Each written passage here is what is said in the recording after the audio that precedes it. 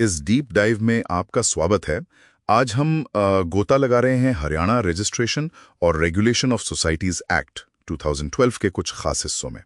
Focus रहेगा धारा 29, 30 और 31 पर। हमारे पास स्रोत के तौर पर जाहिर है इस एक्ट का ही टेक्स्ट मौजूद है। मिशन है ये समझना कि सोसाइटी की अंदरूनी बनावट कैसी होती है, मतलब जनरल बॉडी, कोलिजियम, उनकी मीटिंग्स, ये सब कैसे काम करता है।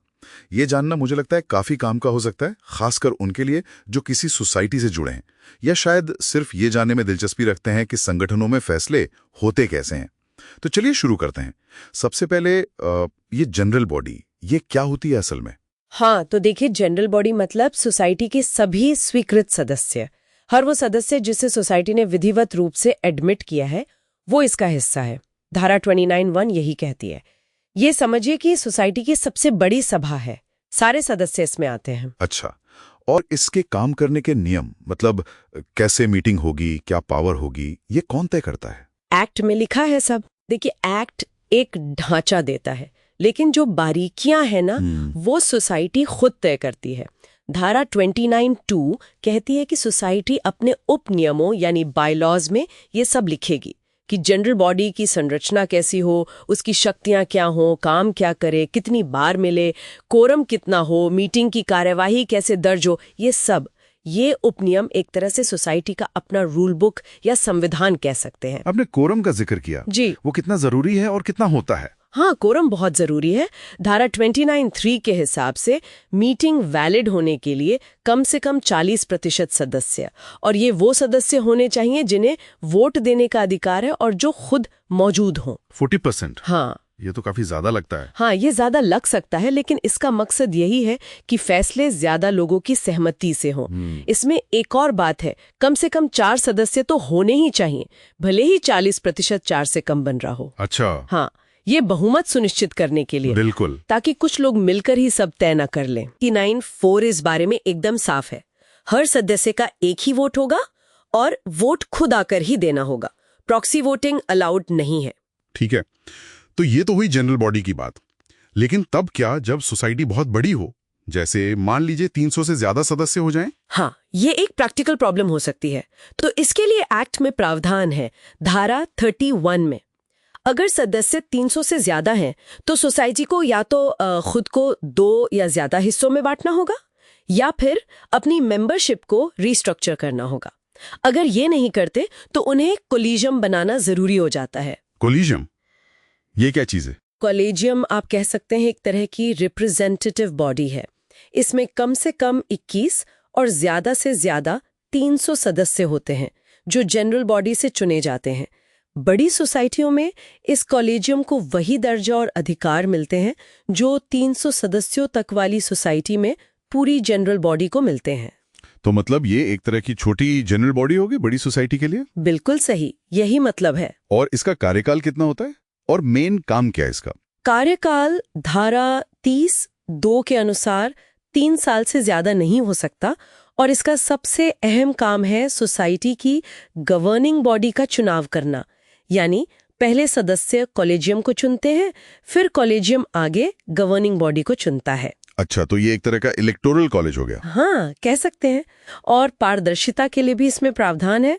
वो क्या है? धारा 30(3) कहती है कि कॉलेजियम के जो भी सदस्य चुने गए हैं, उनकी लिस्ट चुनाव के 15 दिन के अंदर डिस्ट्रिक्ट रजिस्ट्रार के पास फाइल करनी होती है। अच्छा, ताकि रिकॉर्ड रहे। जी बिल्कुल, रिकॉर्ड और पारदर्शिता दोनों के लिए। अब आते हैं मीटिंग्स पर। जनरल बॉडी हो या ये कोलिजियम, इनकी बैठकें कब और कैसे होती हैं? इसके लिए धारा 31 है। देखिए, एक तो होती है सालाना आम बैठक यानी एनुअल जनरल मीटिंग या AGM। धारा 31(1) कहती है कि ये हर वित्तीय वर्ष में कम से कम एक बार तो होनी ही चाहिए, और इसका सबसे जरूरी काम होता है सोसाइटी के पिछले साल के ऑडिटेड अकाउंट्स को सदस्यों के सामने रखना और उनकी मंजूरी लेना। और सदस्यों को कैसे पता चलता है मीटिंग के बारे में? नोटिस वगैरह? हाँ, नोटिस का नियम बहुत साफ है। धारा 31(2) और 3 के मुताबिक हर मीटिंग के लिए, चाहे वो AGM हो या कोई और, कम से कम 14 दिन पहले स्पष्ट नोटिस देना जरूरी है। 14 दिन पहले? जी, और नोटिस में तारीख, समय, जगह और मीटिंग का एजेंडा, यानी किन मुद्दों पर बात होगी, सब साफ साफ लिखा होना चाहिए। एजेंडा भी बताना जरूरी है? हाँ, बहुत जरूरी। और अगर किसी आइटम पर विशेष प्रस्ताव यानी स्पेशल रेजोल्यूशन पर विचार होना है। एक मिनट, विशेष प्रस्ताव क्या होता है? आम प्रस्ताव से अलग? हाँ, अच्छा सवाल है। देखिए, आम प्रस्ताव तो साधारण बहुमत से पास हो जाते हैं, मतलब आधे से ज्यादा। लेकिन विशेष प्रस्ताव के लिए ज्यादा बहुमत चाहिए होता है, जैसे 2/3 या 3/4 सदस्यों की सहमति। ये ज्यादा अहम फैसलों के लिए होता है। तो अगर ऐसा कोई प्रस्ताव एजेंडा में है तो उसकी पूरी कॉपी नोटिस के साथ भेजनी पड़ती है। अच्छा, ताकि सदस्य पहले से तैयारी कर सकें। बिल्कुल। और इस पूरे नोटिस की एक कॉपी डिस्ट्रिक्ट रजिस्ट्रार को भी भेजनी होती है। रजिस्ट्रार को क्यों? ये एक तरह से निगरानी के लिए है, ताकि प्रशासन को पता रहे कि सोसाइटी नियम से चल रही है या नहीं। क्या रजिस्ट्रार ऑफिस से कोई इन मीटिंग्स में आ भी सकता है देखने के लिए? हाँ, आ सकता है। धारा 31(4) डिस्ट्रिक्ट रजिस्ट्रार को ये अधिकार देती है। वो चाहे तो अपने किसी अफसर को या फिर किसी बाहरी स्वतंत्र पर्यवेक्षक, मतलब इंडिपेंडेंट ऑब्जर्वर को मीटिंग अटेंड करने के लिए नॉमिनेट कर सकते हैं। ये तो पारदर्शिता के लिए अच्छा कदम है। जी। अच्छा, क्या सिर्फ सालाना मीटिंग ही होती है या बीच में जरूरत पड़ने पर भी बुला सकते हैं? नहीं, बिल्कुल बुला सकते हैं। धारा 31(5) कहती है कि गवर्निंग बॉडी जब चाहे उचित नोटिस देकर एक असाधारण बैठक यानी एक्स्ट्राऑर्डिनरी मीटिंग बुला सकती है।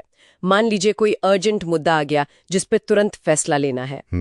और अगर गवर्निंग बॉडी ना बुलाए लेकिन सदस्य चाहें कि मीटिंग हो, क्या सदस्य खुद पहल कर सकते हैं? हाँ, ये सदस्यों का एक बहुत अहम अधिकार है। धारा 31(6) और 7 इसी के बारे में है।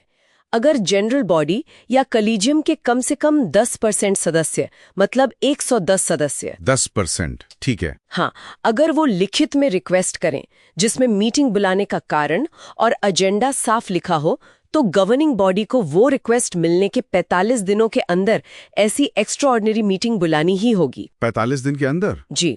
और इस मीटिंग के लिए भी वही 14 दिन वाला नोटिस का नियम लागू होगा। तो सदस्यों के पास भी पावर है मीटिंग कॉल करने की? बिल्कुल। ये सुनिश्चित करता है कि गवर्निंग बॉडी सदस्यों के प्रति जवाबदेह रहे। तो अगर हम इन तीनों धाराओं 29, 30, 31 को एक साथ देखें तो ये सोसाइटी के संचालन के लिए एक पूरा फ्रेमवर्क बनाती हैं। जनरल बॉडी की परिभाषा, कोरम, वोटिंग राइट्स, बड़ी सोसाइटियों के लिए कॉलेजियम का कॉन्सेप्ट, मीटिंग के नियम, नोटिस पीरियड, रजिस्ट्रार की भूमिका, ये सब मिलकर कोशिश करते हैं कि सोसाइटी व्यवस्थित रहे, सदस्यों की भागीदारी हो और काम में पारदर्शिता बनी रहे। ये नियम असल में संगठन चलाने की जरूरत और सदस्यों के अधिकारों के बीच एक संतुलन बनाने की कोशिश करते हैं। वाकई काफी डिटेल में सोचा गया है, मतलब प्रक्रिया को काफी स्पष्ट करने की कोशिश की गई है। ये देखना दिलचस्प है कि कैसे अलग अलग सिचुएशन को ध्यान में रखा गया, सोसाइटी छोटी हो या बड़ी, मीटिंग सालाना हो या असाधारण। बिल्कुल। और ये सब कागज पर तो बहुत अच्छा लगता है, लेकिन यहाँ एक सोचने वाली बात ये भी है, और शायद यही हमारा आज का विचारणीय प्रश्न हो सकता है, क्या ये नियम जो इतने स्पष्ट लगते हैं हमेशा जमीन पर उतनी ही पारदर्शिता और सक्रिय सदस्य भागीदारी सुनिश्चित कर पाते हैं? वो कौन सी परिस्थितियां हो सकती हैं या क्या चुनौतियां आती होंगी जहां इन नियमों की व्याख्या करना या इनका सही से पालन करवाना मुश्किल हो जाता है? ये सोचने वाली बात।